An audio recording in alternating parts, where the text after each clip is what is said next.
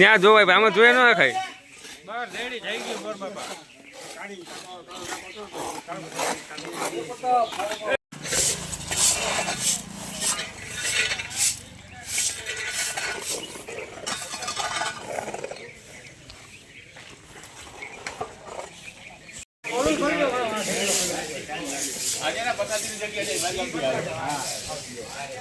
ભગવાન પગલા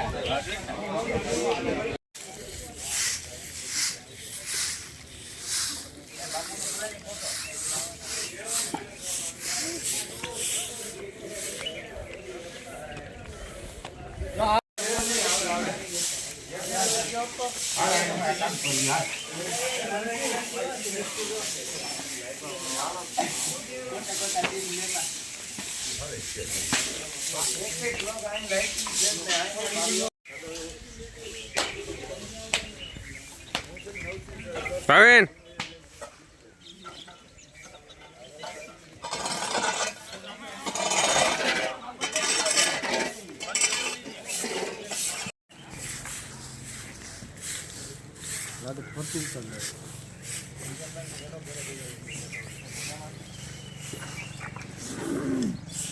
પૂરું કરો. હાલો બધા આવી જાવ. આમાં સેકન્ડ ક્યાં બતાવે? હા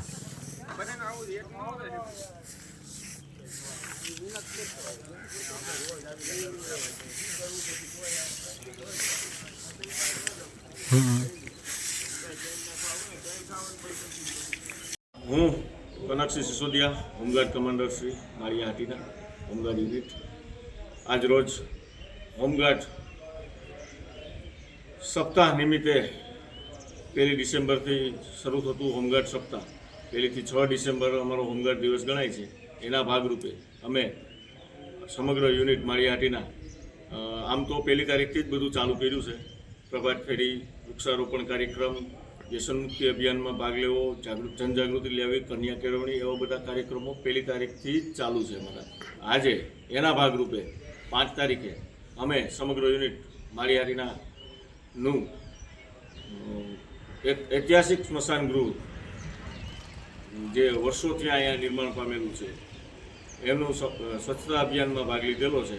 અને સમગ્ર સ્મશાન સંકુલનું અમે સમગ્ર યુનિટે સાથે રહી અને સ્વચ્છતા અભિયાન ચલાવેલું છે. અને માત્ર ને માત્ર ઔપચારિકતા નહીં પણ ખરેખર બિફોર અને આફ્ટરના ફોટા પણ આમાં જોડેલા છે. એટલે જનજાગૃતિ માટે લોકોના ખ્યાલ આવે કે ભાઈ આ બધી ધરોહર આપણી પોતાની જ છે, આપણી જવાબદારી છે. તો એના જવાબદારીના ભાગરૂપે અમે અહીંયા સ્વચ્છતા અભિયાન કરેલું છે. એમાંય ખાસ કરીને માળિયા હાટીનાનું સ્મશાન ગૃહ એક ઐતિહાસિક સ્મશાન ગૃહ કહેવાય. આમ તો સ્મશાન ગૃહમાં તો ભગવાન, આશુતોષ, પિનાક પાણી, દેવાદિદેવ મહાદેવનો વાસ હોય જ છે.